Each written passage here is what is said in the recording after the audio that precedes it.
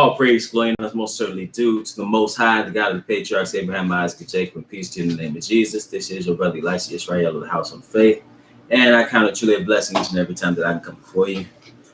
My apologies, I'm a little late this evening, but just a little bit about the House of Faith. We meet every Sabbath, which is Saturday at 1 p.m. Central Standard Time at 5925 West 25th Avenue in Gary, Indiana. Come on out, worship with us, where you can hear the uncut, unadulterated Word of God. All right, brothers and sisters. Today I want to answer a question.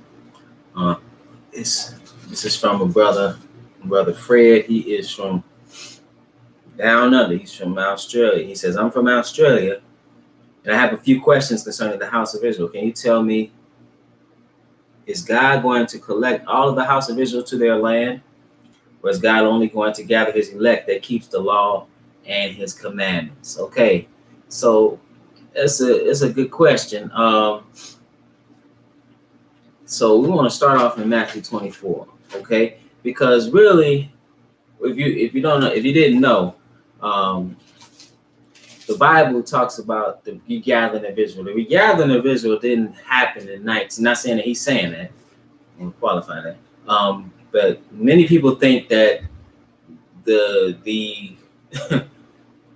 the fraud of 1948 is the regathering of God's people back into the land. And those are not God's chosen people. Okay.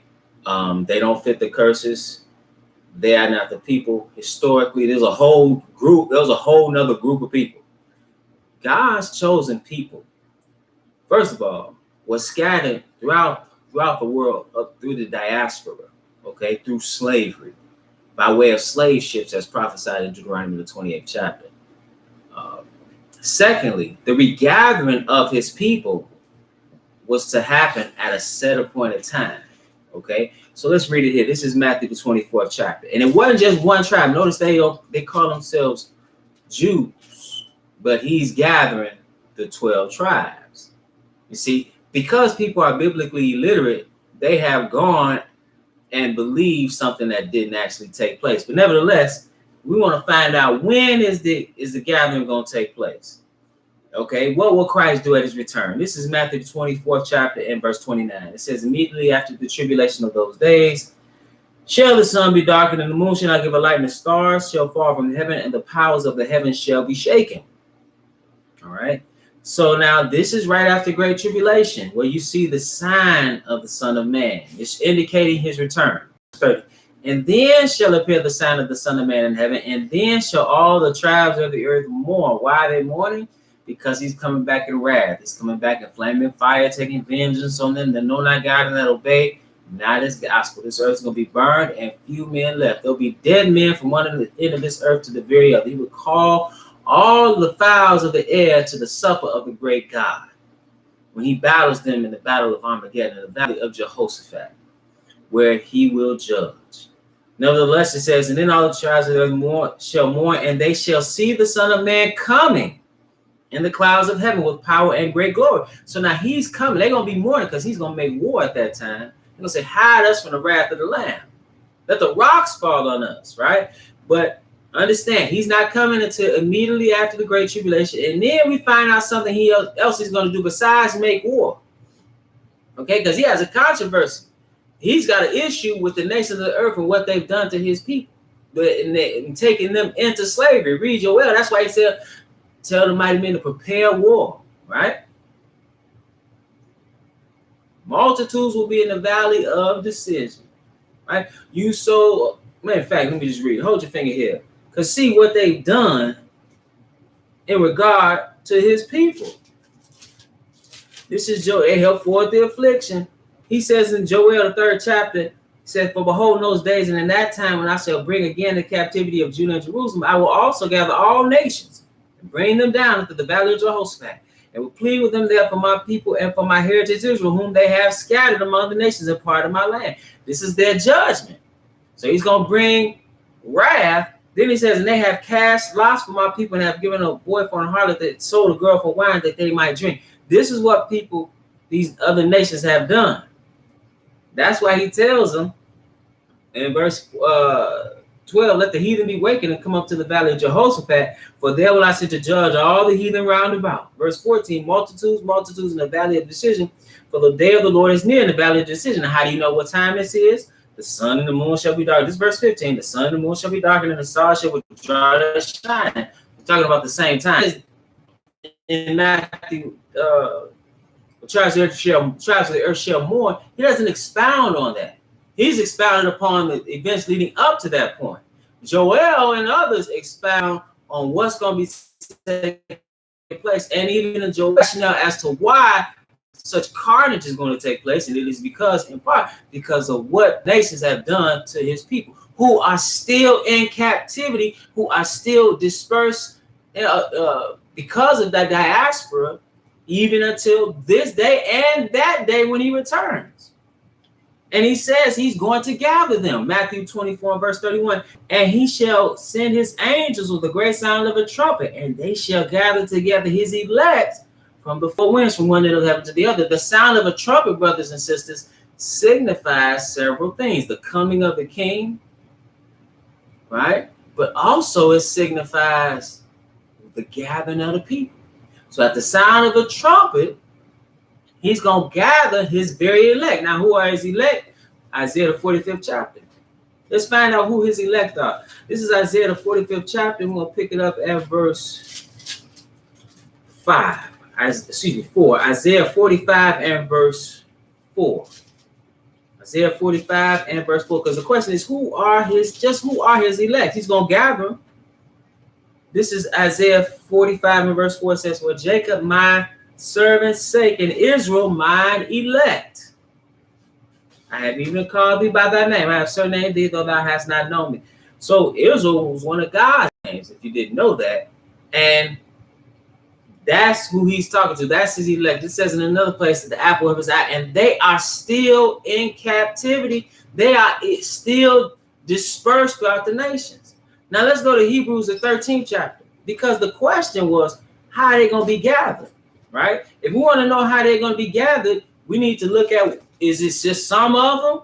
Right? Because the question is God going to collect all the house of Israel to their land, or is God only going to gather his elect that keeps the laws and his commandments? Excuse me. They're both right, actually. We'll find out how that is, that they're both going to take place, of the two aspects of his question. But Hebrews, the 13th chapter and verse 8. It says, Jesus Christ the same yesterday and today and forever. Right? Why am I reading this? Because you need to understand the same thing happens. If you want to know what God's going to do, you need to look at what he did, because he doesn't change. He does things the exact same way. Israel was taken into the wilderness in the days of Moses and Aaron. Right? And who took them there? Just to even expound on this further, because we're talking about what Jesus is going to do when he comes. Let's see what he did back here. This is 1 Corinthians, the 10th chapter. Because we're going to look at what Paul says in regard to those who were in the wilderness and who was there. This is 1 Corinthians, the 10th chapter, and verse 1. Here he's talking about Israel while they're in their sojourn in the wilderness. Excuse me. This is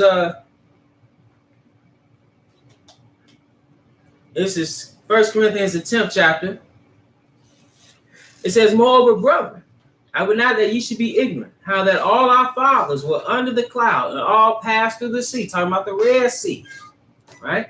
They crossed the Red Sea. They walked dry shod. They walked on dry land through the, so to speak, through the Red Sea as they were being chased by Pharaoh. That's what he's talking about. He says, and all were baptized unto Moses and in the cloud and in the sea.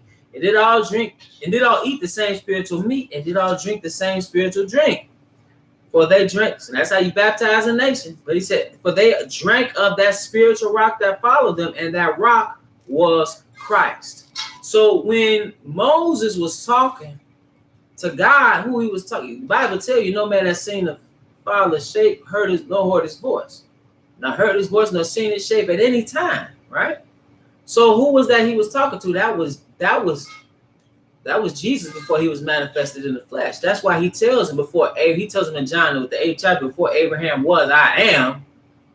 Because that's what he asked. That's what Moses said when they come to me and ask, what's your name? What should I tell them? He said, I am that I am. Right? That's in the book of Exodus. You read that. So, I believe that's Exodus 3. So, that's why we should understand Jesus Christ the same yesterday and today and forever, because he's the one that's going to take him into the wilderness in the future, immediately after the tribulation. He's the one that took Israel into the wilderness the first time. Okay? Because we just found that rock that followed them was Christ. He was back there. That's why John the Baptist said he was preferred before me. He was before me, right? Because he preferred before me. He was before me, even though John the Baptist was born prior to Jesus manifesting in the flesh.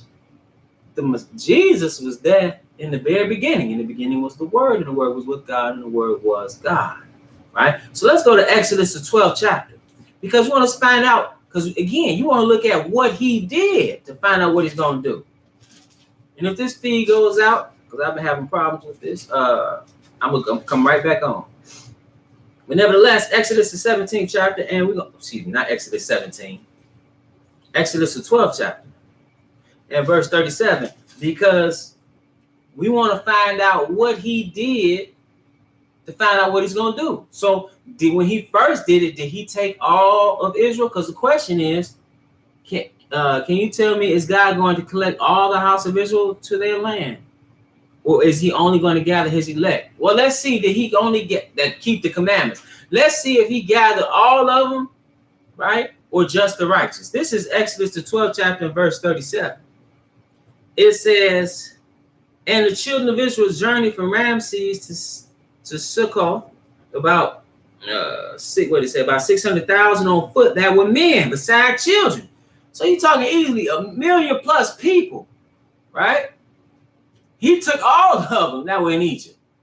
They talked about how they were reproducing. They killing, they still reproducing, right? So, and then they say even a mixed multitude. That's even other nations that came with him. See, he's always made a way for the stranger. But nevertheless, he says, and the children of Israel journeyed from Ramses to Succoth, about 600,000 on foot that were men, besides children, right? So that's, they took everybody.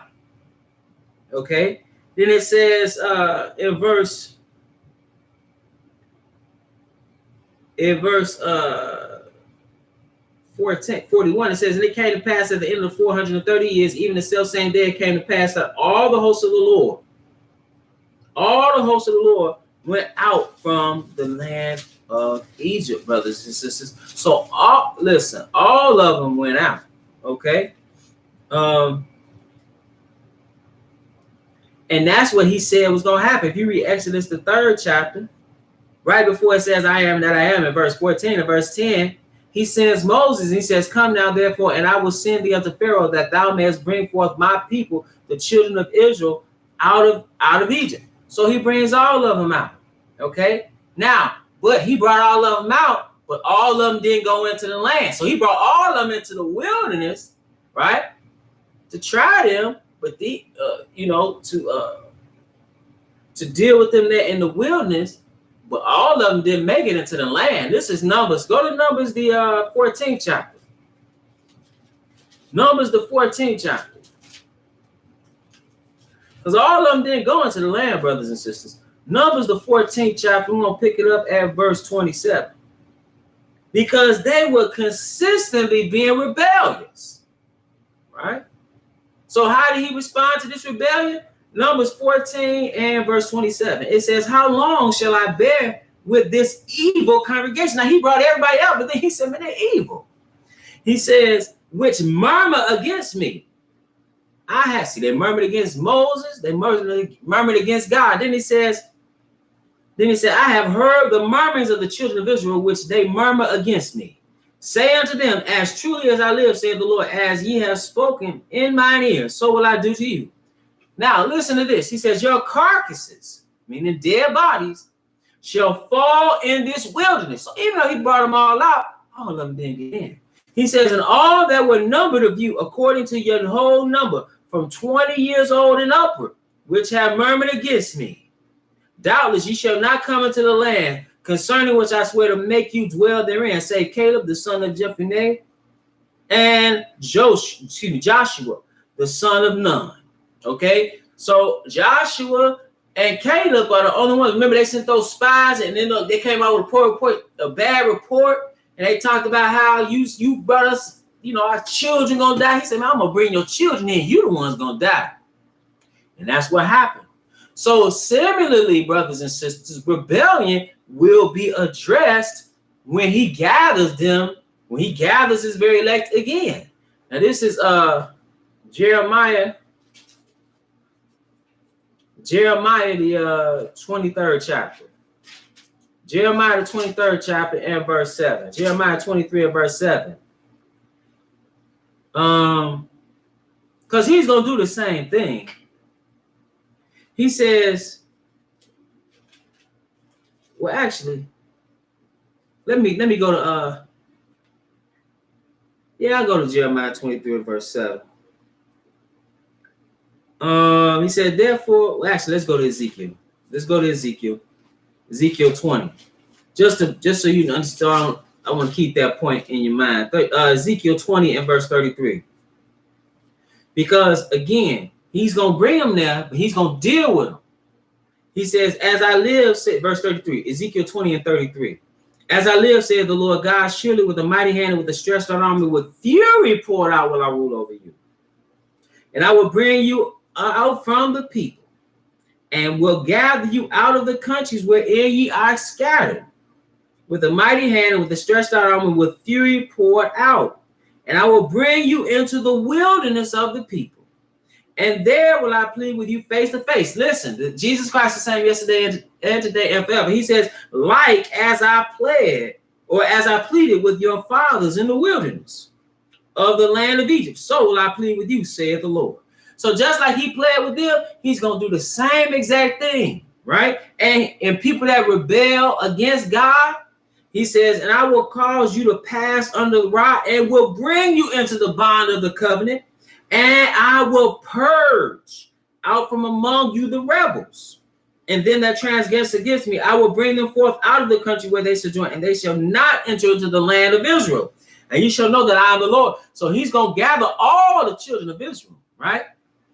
That are not, we're talking about not those that have been resurrected at the first resurrection, but he's going to bring all those, he's going to gather them from the north, south, east, and west. He's going to bring them into the wilderness, right? Going to finish that ministry. We're not done with that right now, but he's going to be pleading with them that face to face, and those rebels he will purge out, and they'll be killed, and they will not enter into the land. Right?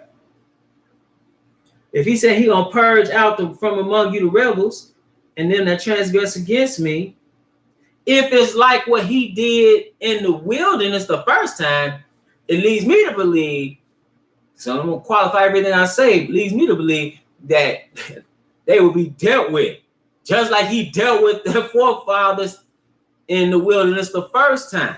Okay, so he's bringing a whole multitude, and then he's going to purge out those who will not get with the program. Okay? Now let's go to Jeremiah 23rd chapter. Jeremiah 23rd chapter. And verse 23. Jeremiah 23 and verse 7. Because he says, and he's going to do it. And this is talking about future, right? He's going to do this in the future. He says in verse 7. It reads, therefore, behold, the days come, saith the Lord, that they shall no more say, the Lord liveth, which brought up the children of Israel out of the land of Egypt. Right? Even though that took place, it's something even bigger than that. We still talking about that was literally thousands of years ago, and people still talking about that.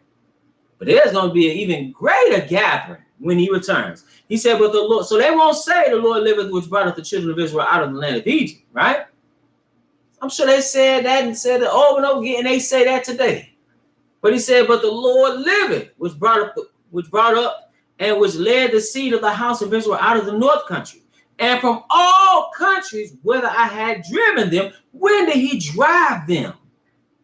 And they shall dwell in their own land. But when did he drive them? He drove them. You read in Deuteronomy 28 chapter, brothers and sisters. Deuteronomy 28 and verse 68. And the Lord shall bring thee into Egypt, or bondage. That's what Egypt means, the house of bondage. Again with ships. What kind of ships? Slave ships. By the way whereof I spake unto thee, thou shalt see it no more again, and there ye shall be sold unto your enemies, bondmen and bondwomen, and no man shall buy you. Nobody's going to redeem you. That's your final captivity. And he's saying, and he's going to bring us back when he returns. He's going to regather his people out of where they've been scattered in bondage, where he had driven them. And we have been driven there for sin.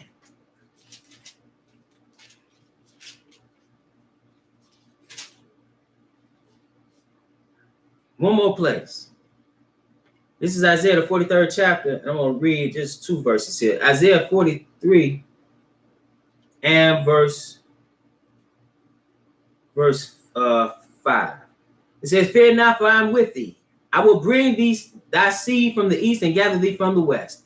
I will say to the north, give up, and to the south, keep not back. Bring my sons from far and my daughters from the ends of the earth. He's going to bring Israel from all over, brothers and sisters. He's going to gather, but he's going to deal with them in the wilderness, face to face, just like he did the first time, and he's going to purge out the rebels. And only those who are righteous, brothers and sisters, are going to get into the land. But initially, there's going to be a whole gathering. That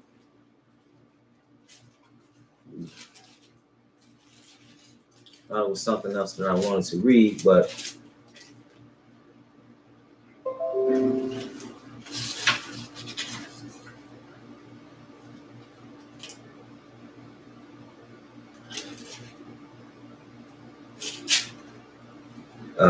that might be it.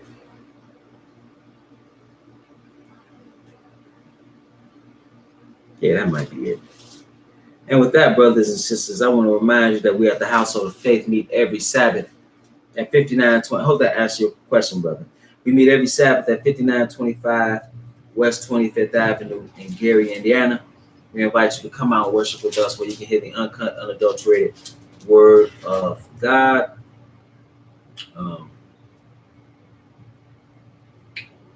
Thankful for all those who have been donating to the ministry. If you've been edified by the ministry, you can donate and simply go to our website, www.IsraelTeach.org. All the money goes to the work of the ministry. We don't get paid. We're not putting it in our pockets.